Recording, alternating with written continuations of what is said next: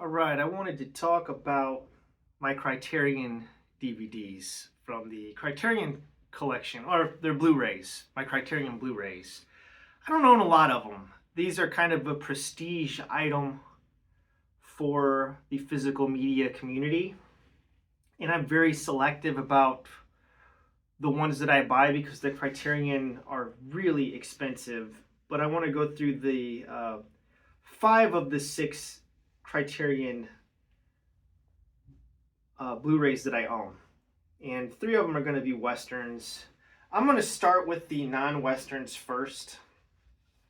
Okay, so we're going to do, let's start with The Night to Remember. All right, this is about the Titanic. This is based on Walter Lord's book of the same name. This film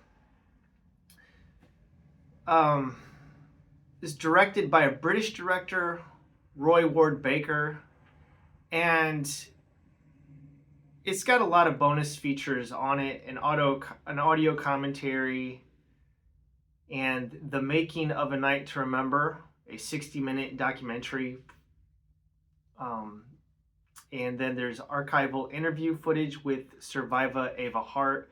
There's a half-hour Swedish documentary on here that interviews Titanic survivors, and then The Iceberg That Sank the Titanic, a 2006 50-minute BBC documentary.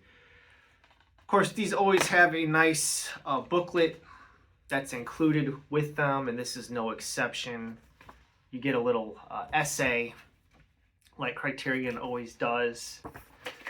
And then there's the actual Blu-ray. You can see the inside. This is a really good one. James Cameron obviously watched this because I swear there's scenes in this movie that shot for shot ended up in his film Titanic. This is all black and white.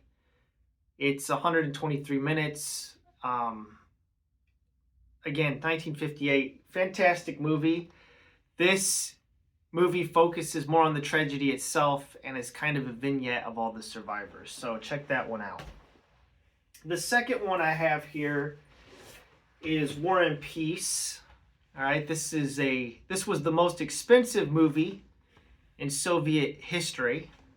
If you want to watch this, you can watch it on YouTube at Mosfilm. Mosfilm has made this available.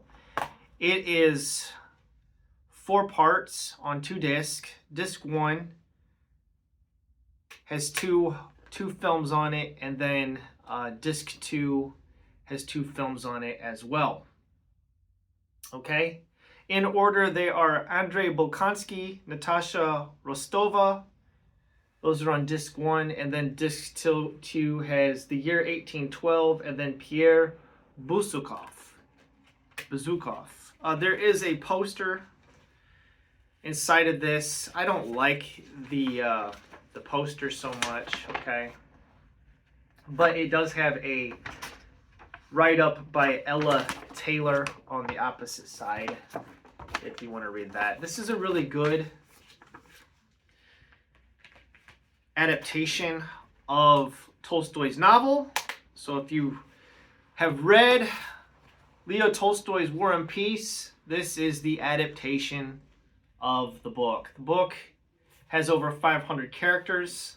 It's set in the Napoleonic era, and it includes several battles. The Battle of Austerlitz kind of opens the film up, and then you have Napoleon's invasion of Russia. This film was, they emptied the archives of the museums, whatever you want to say. All the museums were emptied out, and this film, everything that you see on this film is real life. They used the Soviet army as extras, so there are literally like thousands of people on screen in these battles. It's really quite epic. It's all in Russian, so it's really authentic. All right, now we're going to get into the Westerns. I have 3 of them here. The first one, oh, let me give you the spine number on those too. The spine number on A Night to Remember was number 7, and the spine number on War and Peace is number $9.83. All right, we'll get into the Westerns now. So I've got Gregory Peck in The Gunfighter. Spine number there, all right, 1053.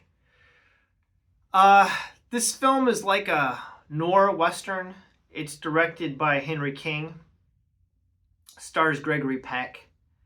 It's from 1950. Black and white. It's absolutely one of the best Westerns. This to me, okay, is like a top 5 or a top 10 Western. If I had like my top 10 favorite Westerns of all time, this is going to be in it. It's about a gunfighter that named Jimmy Ringo. Here's the write-up for it on the inside. You Can Never Go Home Again by K. Austin Collins. He's always have a write-up with a nice fold in the center. But he basically wants to be left alone, and he doesn't want to gunfight anymore. Here's your cast, of course, starring Gregory Peck, and then Peggy Walsh, played by Helen Westcott, and Marshall Mark Strett, played by Millard Mitchell. The relationship between the Marshal and Johnny Ringo is really good. This is a fantastic Western. I mean, I don't know, I'm not going to ruin it for you, but it's basically a gunfighter that wants to be left alone. All right. The cinematographer for this was Arthur C. Miller. It's really a excellent film. All right. The next one here, spine number 657. Okay, this is 3:10 to Yuma, starring Glenn Ford. And here's the insert again. All right, and there you've got the inside. There's the disc. Here is the little booklet that's included. This was directed by Delmer Davies. Okay, and it's based on a short story by Elmer Leonard. Of course, you have your cast here: Glenn Ford as Ben Wade and Van Heflin as Dan Evans. Of course, this was remade. So there's Van Heflin, Glenn Ford. This was remade, starring Russell Crowe and Batman, Christian Bale. I prefer the black and white version much more. This is a 1957 film. It's 92 minutes. And it's a digital restoration. The booklet has the essay by critic Kent Jones. There's an interview on this disc with the author of the short story, 3:10 to Yuma, Elmer Leonard. Absolutely one of my favorite Westerns. I think it's underrated. Typically, people only think of the new version. The original one is much better, including Roger Ebert, who got that wrong. The final film here I'm going to talk about is another Western. This is spine number 514. This is Ride with the Devil by Ang Lee. Of course, Ang Lee, Chinese director. But this Blu-ray is an extended edition. Okay, and once again, we have the booklet inside with, I don't know who did the write-up on this one, but of course it's got Tobey Maguire, all right, as Jake Rodell. And then we have, they always do great artwork inserts for these. Of course, it has Jewel Kitcher in her film debut, Skeet Ulrich as Jack Bull Childs, Sue Lee Shelley by Jewel. The write-up in this is called Apocalypse Then by Godfrey Cheshire, and this movie really focuses on the bushwhackers out in Missouri during the American Civil War. Bleeding Kansas, okay? This was based on a book by Daniel Woodrell called Woe to Live On. All right, Daniel Woodrell's book from I think it came out in 86 or 87. I'll have to reread this and do a review proper for it. But yeah, this is a very, I think, underrated film. And I don't think this film could be made today. I don't think this movie would ever get greenlit. Like I said, this is a extended edition. It has extra scenes in it that were not in the original DVD release. So let me read what it says here. This is a 1999 film. It flopped at the box office. It's 148 minutes. But it is a new restored high-definition digital transfer of Ang Lee's director's cut, supervised and approved by Lee and the director of photography. There's 2 audio commentaries on this, one featuring Ang Lee and producer-screenwriter James Schamus, and one featuring Frederick Elms and the sound designer Drew Coonan and production designer Mark Friedberg. There's a new video interview with Jeffrey Wright. You would know him from the Daniel Craig James Bond films. He played the CIA agent, what was his name? Felix Leiter. Man, my brain sometimes. Yeah, Jeffrey Wright played Felix Leiter in the Daniel Craig Bond films. He actually plays a slave that fights for the bushwhackers in this, which is really kind of bizarre.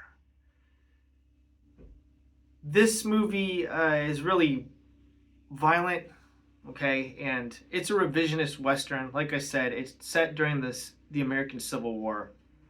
And Jake Rodell is he's a Dutch immigrant or German immigrant into this community, and he's kind of an outsider. So it's a coming of age story that's set during one of the most violent periods in American history. Again, based on the book Woe to Live On by Daniel Woodrell. This book, I don't think this book would be published today. It would definitely probably end up on a banned book list. Yeah. So, I don't know what to say. It's a little bit raw, is what I'm saying. There are a lot of differences between the book and the film. A lot of differences. I don't know. It's one of those situations where I don't know which version I prefer because they both do things differently. The movie and the book have different endings. And the introduction of Jake Rodell in the movie and the book are different as well. So, yeah. All right. So there you go. The 5 Criterion Blu-rays that I actually own. And I'm very selective because these are really expensive. Now, on my wish list, 2 of them that I really want to add to my collection are the John Ford Western Stagecoach, and then the John Wayne film Red River in the Criterion collection. So if I ever get my hands on those are on my wish list, I will watch them and review them for you. So, yeah, that's it. Thank you for watching, and have a wonderful day.